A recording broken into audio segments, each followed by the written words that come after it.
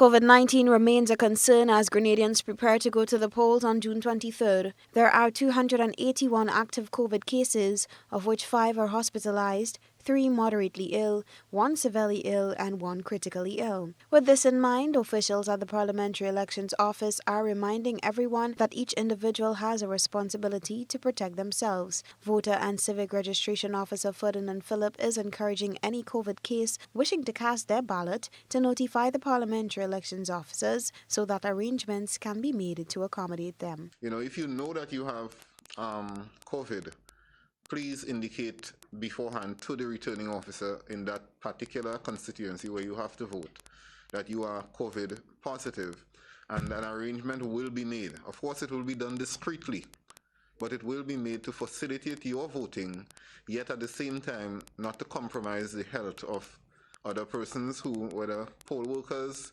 or other persons who come, other individuals who come to cast their vote on that day. Phillip makes it clear that people who are COVID positive will not be prevented from exercising their constitutional rights. Supervisor of Elections Elvis Moraine further explained what accommodating COVID cases means. Now, when we say the accommodation will be made so that person could vote according to the rules. It's not a special condition. So they'll be vote in the precise manner.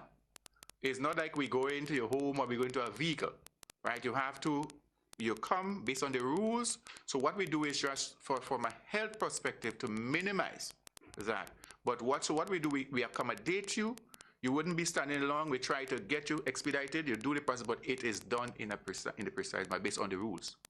Grenada discontinued all remaining COVID-19 related restrictions in April, which means the use of face masks is no longer required and vaccination is no longer a requirement to dine in restaurants. All vaccination, pre-arrival testing, health declaration and quarantine requirements previously imposed on travelers entering the country from abroad have also been repealed. However, Phillip is urging citizens to continue to implement some of the safety protocols to protect themselves from contracting or spreading COVID. The use of ink after casting one's vote raised concerns about the possible spread of COVID-19. But we do advise you and urge you to wear your mask, to sanitize your hands. And at every polling station, we are also doing our part.